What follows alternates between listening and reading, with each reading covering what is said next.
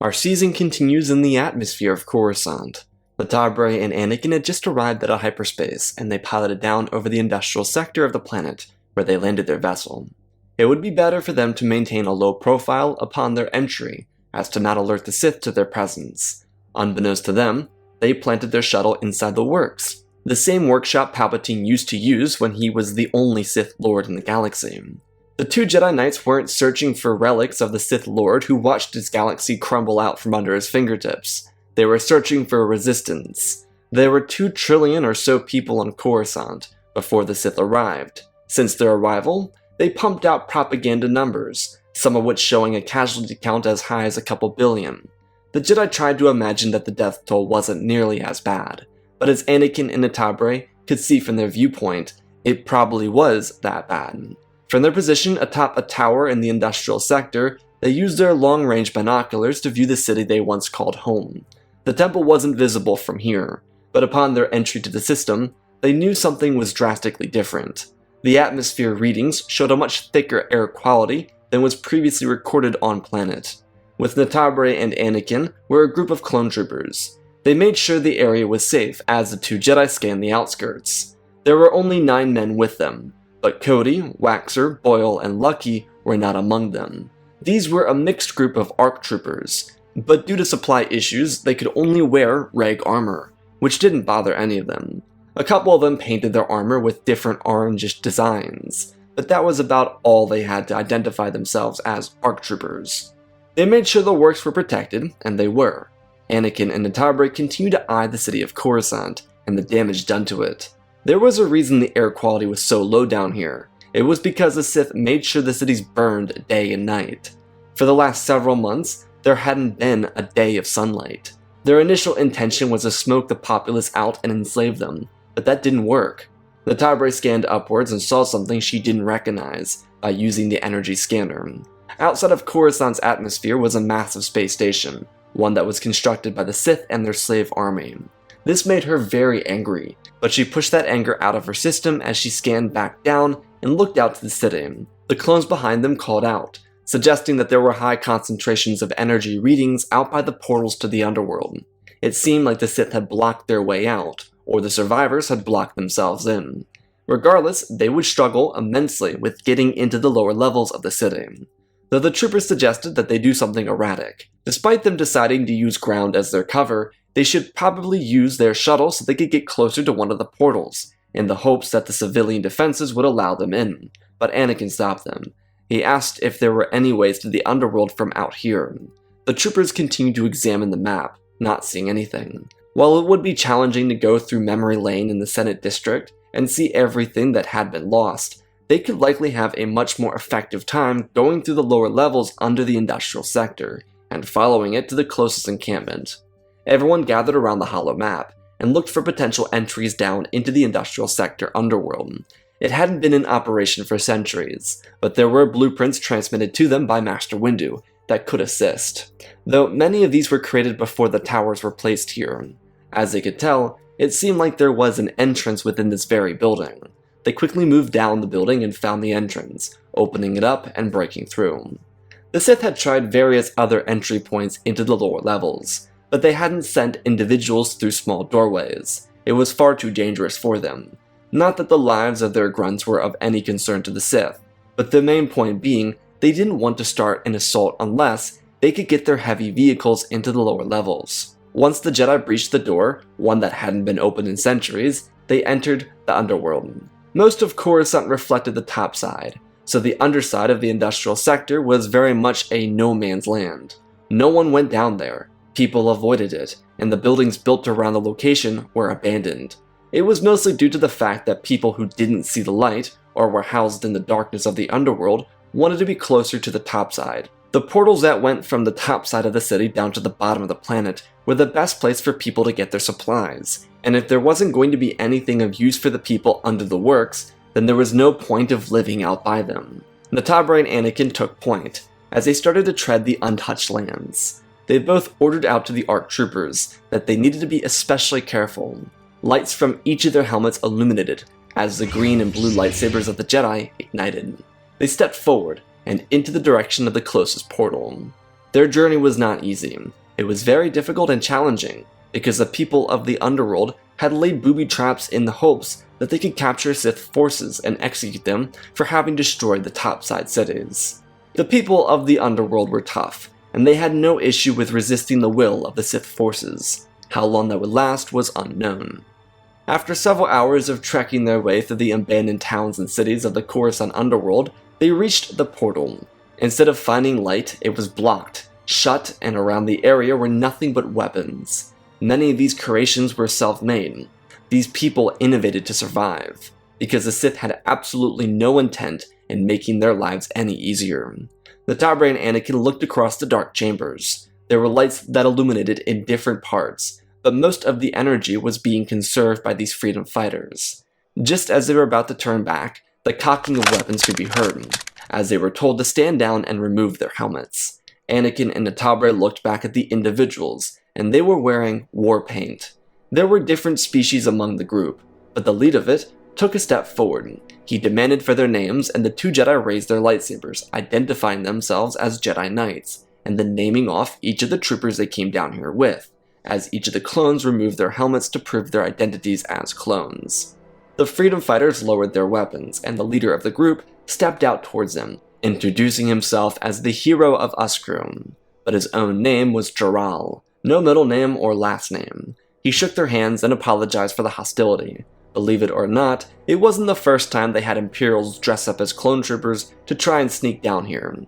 Draal asked them, as he took a step back, asking if they were getting reinforcements. Was the war almost over? The two Jedi looked to each other with shame.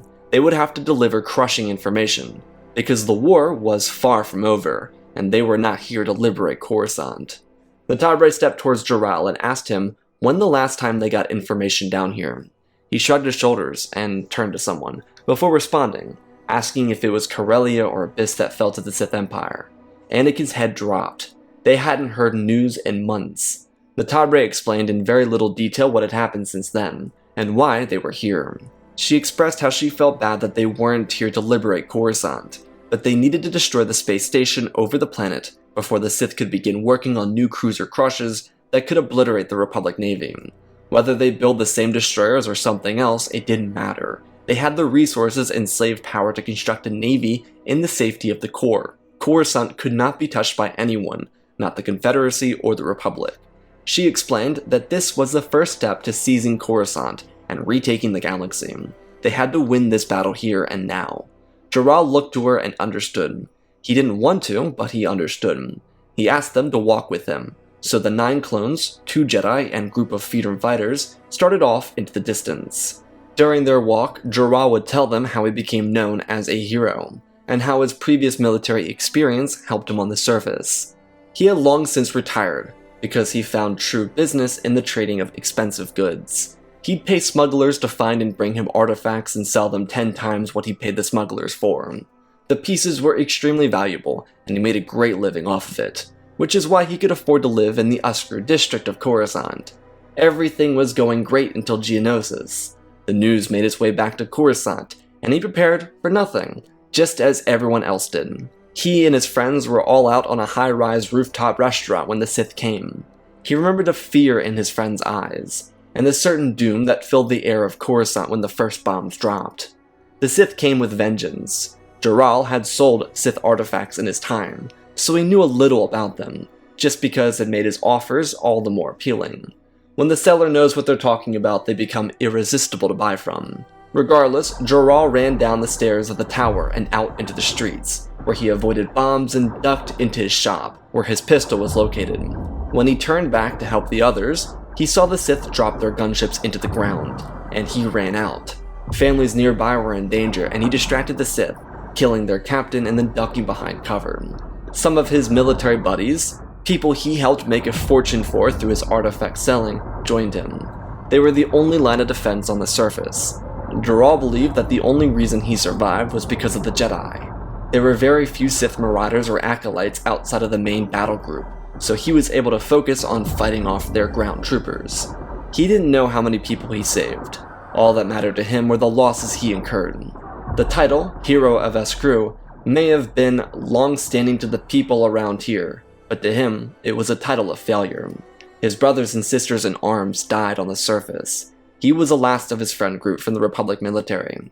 They all died, one of them dying in his arms, as he carried him from the surface to the Undercity. One of the troopers in his squad piped in, telling the Jedi that Draal was far too humble for his own good. He had saved a couple thousand people that day. It was the largest group of survivors from the entire top set of Coruscant. Once the temple fell, Sith warships obliterated town squares, executed their survivors, and pushed everyone into the underbelly. As their story time finished, Draal stepped aside to show off a vibrant neon-lit underworld. They may have not had power sources that once existed when the Republic stood strong on Coruscant, but these people were survivors. Draal was born and raised on level 1447, so he understood what life was like down here. He could relate to these people, and they rallied together, using any supplies they could to fight back. Natabre, Anakin, and the clones looked at everyone. The people may have been under siege, but their spirits were high. Children were running and playing with each other. Families were sitting outside at restaurant-looking locations, and friends were gathering for some games in different quadrants. Everything may have been dire on the surface, but this fight for Coruscant was not lost yet. Draal turned to them and expressed that they had done their best to make life as normal as possible, specifically for the kids. The trauma of the attack had truly hurt many of them, but the freedom fighters had held their ground. This was their chance to take back the city, just one day at a time. Anakin asked about their encounters with the Sith, and Draal gave two answers, knowing that this question meant literal Sith and their forces. He explained that they liked to bombard the surface every morning, just to give a little wake-up call to the locals, but besides that, their troopers weren't much of a concern. The Sith would send battle droid variants, Sith troopers, and sometimes a marauder or two, but never anything more. He hypothesized that the Sith were going for the kill, because they wanted to continue enslaving people. As heard over radio with the other side of the planet, there was a temporary breach where a couple 100,000 people were stolen from under the city and brought above the ground, and transformed into a slave labor. It's probably how they built the space station over the planet so fast. Not for nothing, Draal was out of the loop with anything not primarily located on Coruscant, though there were others down here who wished to know about their home worlds, which encouraged them to reach out and ask about their planets. The 9 clones and 2 Jedi were a little overwhelmed, as they tried to be kind and answer, but it felt like an impossible task, especially with their limited time. Natabre and Anakin just told the people that there had been so many losses incurred due to the war, that they were trying their best. The people slowly became quiet and resumed their tasks, as Draal brought the Jedi into his command post, asking them to fully show him what they had seen. One of the ARC troopers had made an exact replica hologram of what was seen, using the viewfinder he had on him. He relayed what was over the planet, along with recent reports of the Star Destroyer captured at Christophsis, not to mention the extreme energy readings they were able to pick up on. Draal looked to the 2 Jedi and the clone ARC trooper as he quietly thought. He paced around the room and looked at the documents in front of him again. He asked the trooper if these were all accurate, which the trooper nodded. If the Sith had truly built a space station over the planet, then that finally gave them the answer to their questions. The Jedi asked what he meant, and he explained that they had been detecting energy readings for a long time. Many of the Jedi located down here, as well as military leaders and guerrilla fighters, have been targeting these energy readings. Their attacks were intelligent. They weren't going to expose themselves to the Sith, but they've been trying to figure out what these energy bursts were. They were transporting debris from the city into the atmosphere, so they could construct their shipyard and from there build upon it. Draal looked to the Jedi and asked them what they could do down here to help, and Anakin said that they needed anything and everything they could tell them, whether it was supplies, troop numbers, or anything else. The space station was their main target, and without any true ground-to-space cannons on the surface, this likely meant that they'd have to sneak into a Sith starship on their own. As they were speaking about a potential plan, a couple people cheering came rushing back into the command center. Anakin turned around and almost pulled his lightsaber. It was his foe from Dathomir. Revan raised his hands and told Anakin that they were on the same side. Things had changed, he promised. Skywalker's gaze shifted to Draal, who nodded in agreement, as he twisted back to see Revan closing in. Anakin asked for an answer, and it was given. Revan told him, briefly, but with necessary details, that he had been cursed long ago and he didn't realize it. Through such a curse, he pledged himself to the Sith Emperor, and he continued to serve him through this standing war here in this current era. Revan admitted that there were flaws with every iteration of the Republic and even of the Jedi, as it seemed, but his place was with freedom, justice, and the destruction of the Sith. He chose the Jedi path, and he had come to Coruscant for similar reasons as the two of them. He wasn't fully aware of the plan that Valkorin had overhead, but he knew that Coruscant was the safest location for the Sith Empire. Stopping them here by assisting the people on the ground was imperative. Revan then spoke broadly to everyone else here, and explained their report. He told them that the Sith forces on the far left side of the senatorial district were mobilizing for what was likely another strike. Draal asked quickly what he meant, and Revan nodded his head, walking up to the table and plugging in the device from his scout team. A couple other Jedi wearing armor and street clothes followed them into the room. He pointed to the table as a hologram rose out of it. He explained that there were forces far larger than anything they had encountered before. Based on previous reports coming their way, the Sith were going to attempt to break in through the top side, based on the very little information he remembered from his time as a Sith, thanks to Talzin not fully erasing his Darth memories. Chances are they were coming down here to build upon their slave military. He moved the hologram and pointed to a fault in their defenses. They could break through this with force. The Sith were getting ready to amass a fleet that could extinguish the Republic once and for all. Natabre stepped up to the table and pointed at it, suggesting that this was the perfect opportunity. She looked at Anakin and a few clones who came with them. They could use this as the siege to cripple their space station. It would be the perfect diversion, but she wasn't finished yet. If they truly wanted to stop the Sith Empire in their tracks, then they needed to do something more. She explained that they had to strike at the mobilizing forces to let them know they wanted to fight.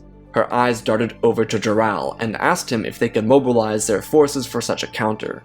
He grinned. Despite Revan only being here for less than a month, he was able to use his strategic mind to give the defenders information that would be useful. All of his time with the Sith was just transferred over, and he was able to give them data points for the Sith military, weaknesses to their heavy tanks, their strategies, and what they plan on using for Coruscant. At the same time, he was able to assist with the rebel traps. Revan looked over their area, and suggested that they drag the Sith into a guerrilla fight in the upper levels, just below the surface. It would protect these encampments, allowing the children to be guided into safer locations. Draal feared this idea, because the underworld, close to the surface of the barrier, was still at risk of a potential attack. He agreed. They then should just use the levels below it. Was that something everyone could do? Draal thought so. What about getting this Jedi task force of Skywalker and Morden into the space station? Revan explained that through these mobilizations, there were typical troop transports that moved in transit from the fleet or the space station to the surface. This was both fresh supplies from the destroyed buildings or new slaves. If the Sith were mobilizing, they were going to make sure all their valuable assets were out of harm's way, just in case the people decided to rise up too far. He then looked at each of them and asked if it was something they could all do. Freedom fighters, clones, Jedi, and everyone around the table agreed. This would be their finest hour. Revan quickly joined up with Draal, so that they could begin their militarization of the lower levels, and prep the defenses and defenders for what would be a very challenging defense. At the same time, Anakin and Natabre ordered their 9 men to get as much rest as they humanly could. It was imperative for them to be at the top of their game before they reached the space station. They also had some time before they made their strike at the readying Sith forces topside.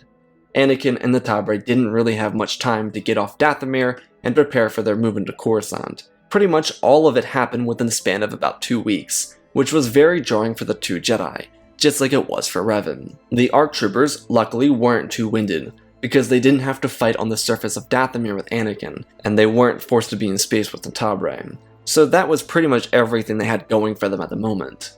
Anakin did wonder how Revan got his place down here. Perhaps that was a story for another time. After all, Revan didn't have much more time than the 2 of them to get acquainted with the people of the Undercity. Regardless, the 11 members of this elite unit settled down and prepared to rest. Anakin and Natabre were the last 2 individuals awake, and they didn't have much to say. So much of their bond was simply unspoken. Even if they didn't have the Force, they could have felt each other's thoughts with ease. They were so tight and connected to each other. Despite being Jedi, there was something so much more precious settling between them. Their shoulders were leaned up against each other's, and they watched over a fire sitting in the middle of the room. There was an escape tunnel, so smoke was ferried out of the building into another direction. Anakin's eyes were heavy as he reeled from a twist in his arm, where his new cut was. He hadn't paid much attention to it since they left Dathomir, in hopes that it would heal when he wasn't looking, but it simply refused. What was it? He didn't know. He just wished that it would stop irritating him. It wasn't like most cuts, ones that linger on and buzz with a weird hum under the skin. This one was dormant, until a sharp pain arose from it without warning. Despite these sharp sizzlings arising from under his skin, he didn't make any reactions noticeable. He was truthfully just trying to get some rest. He and the Natabre were murmuring to each other about their hopes for after this conflict. Destroying the space station surely wouldn't be the end of the war, but truth be told, it meant that the Republic would have the strongest fleet in the galaxy. With the Forge untouchable at 9Z1, the galaxy could very well become theirs soon. Then what? Did they get assigned to different outposts? Did their friendship change? It all seemed so minuscule in comparison to everything else around the galaxy, but it meant something to them. As they were speaking about these possibilities, Anakin fell asleep, and the Natabre tried to get some rest. Though she'd be remiss if she didn't admit her arm was burning. They were sitting super tight with each other, but this wasn't the physical warmth that came from another body. This was a burning sensation. She looked down and moved back, feeling the side of his arm with the back of her hand. There was something not right with this cut. It was as if she had put her hand on a burning fire, like the one behind her. She raised Anakin's sleeve ever so slightly, and her eyes found dismay. The waterproof bandage that had been wrapped so tightly, infused with Bacta, was torn to shreds, and his skin was pierced by something else. She looked at his arm and turned back to see if she could find a medic, or someone else. She didn't see someone, so she examined it a little bit more.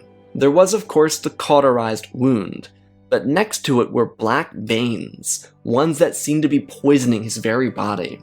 Natabre took a deep breath, hovering her hand over it and feeling it again. There was something on the other side. This wasn't a one-way connection. She knew Anakin's nightmares had been plaguing him long before this wound was given, but this had to revolve around the same entity.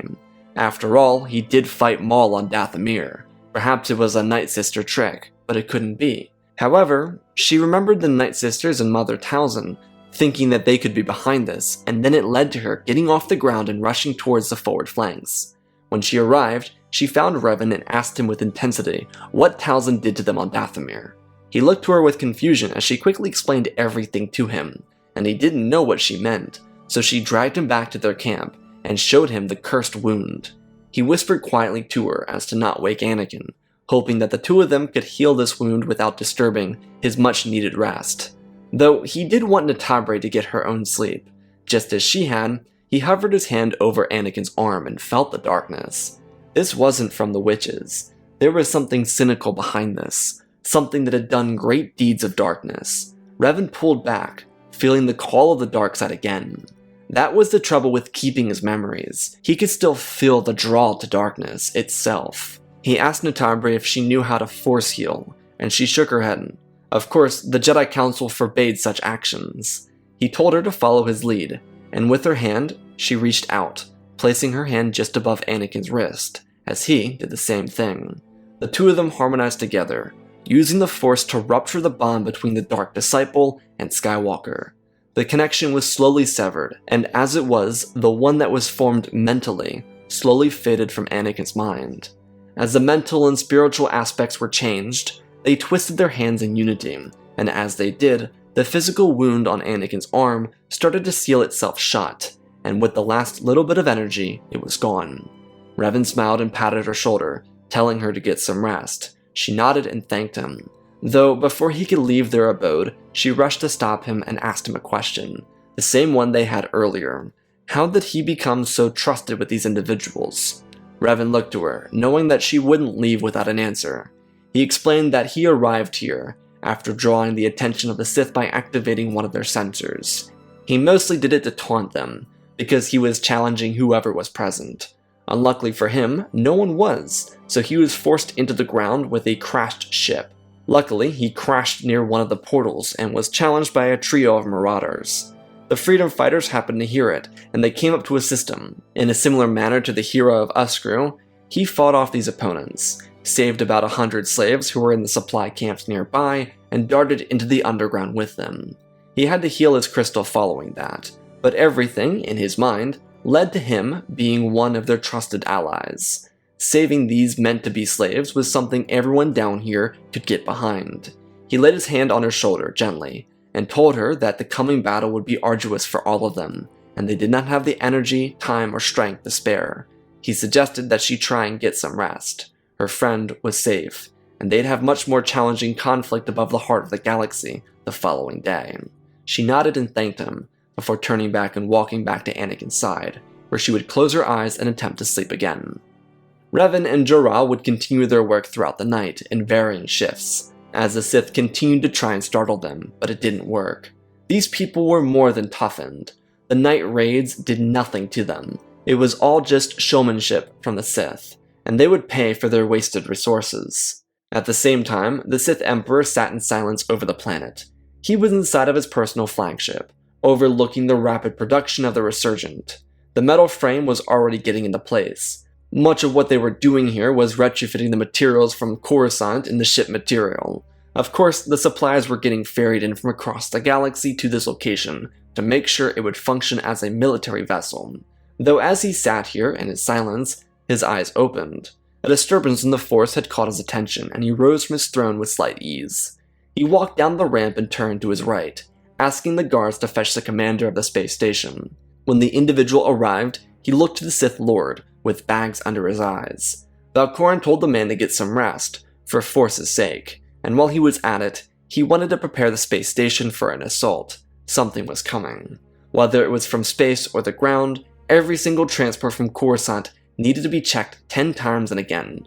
He ordered the deck officer to have the sentries prepared for activation. Every Sith present in the system needed to be in one of two places, the space station or the senatorial district of Coruscant. The man saluted before getting to work on his Emperor's command.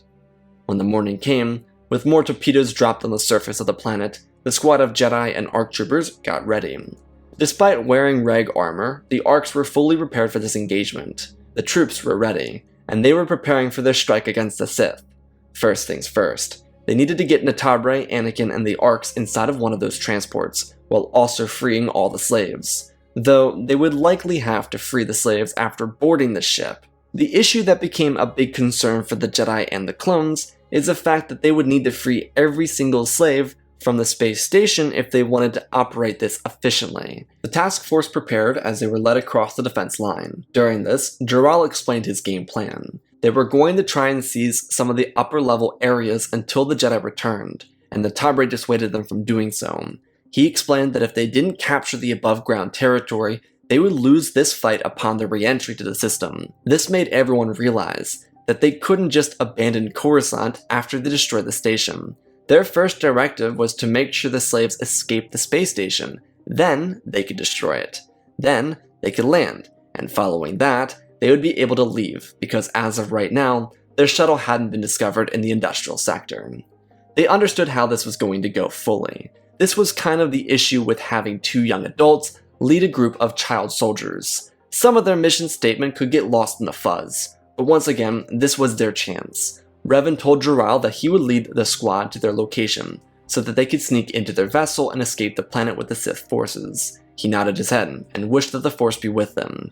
He knew that this coming assault would be the most trying time of conflict on Coruscant. When the Jedi reached their target location, they could see that the Sith were already on the move, which for Revan meant he needed to run back to the main chokehold.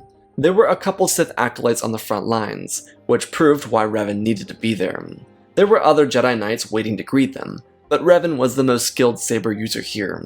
He turned to Anakin and Natabre and told them to trust in each other, trust the Force, and never forget the importance of the mission. If they didn't get everything set the way they needed it, they could try again later. The lives inside that station were far more valuable than destroying it. They agreed and thanked him. He smiled warmly, reminding them that the Force would be with them. He turned back and rushed to meet up with Draal. The Sith were getting ready for their first strike against the planetary defenders. The two Jedi looked at the squad and bobbed their heads. Everyone was ready for this. They rushed in. As the first sound of battle started, they could see the Sith troopers rush in towards their first breach, and as they did, an explosion lifted up into the air as a shockwave of the blast poured over the ground and toward the task force. They covered their heads and continued running forward, sneaking into the Sith camp. It was a huge location, where they were rounding up slaves and supplies. The 11 troopers scanned the area, using Revan's rough layout as a guide, and they found their target. The last ship was preparing to leave. A Sith trooper cracked the light whip and told the slaves to move faster or they'd be killed. Some of them preferred that, but the trooper wasn't allowed to kill them. The slight resistance from one of the newly acquired slaves gave the squad a chance to duck in when the trooper wasn't paying attention, where they got into hiding and silenced all the slaves with them. Natabre and Anakin spread out to different sides of the ship to avoid detection. The clones all repeated the strategy. They quickly found hiding spots as their eyes scanned the battle growing beneath them. Sith tanks were exploding as they were drawn into traps set by the defenders. Skywalker on the other side of the ship grinned. Natabre, where she was seated, wondered if Revan and Draal would survive. But at the end, she gazed out a viewport at the closing darkness of space. War was ravaging her home once more, but she couldn't help but feel a sense of dread. This was a fight for the heart of the galaxy. And that, my friends, is the penultimate episode of Season 3 of the Sith Clone Wars. I hope you all are excited. The next episode is huge. It is the finale of all finales. I'm excited to see you guys there. I love you all, spread the love, and always remember, my friends, may the Force be with you.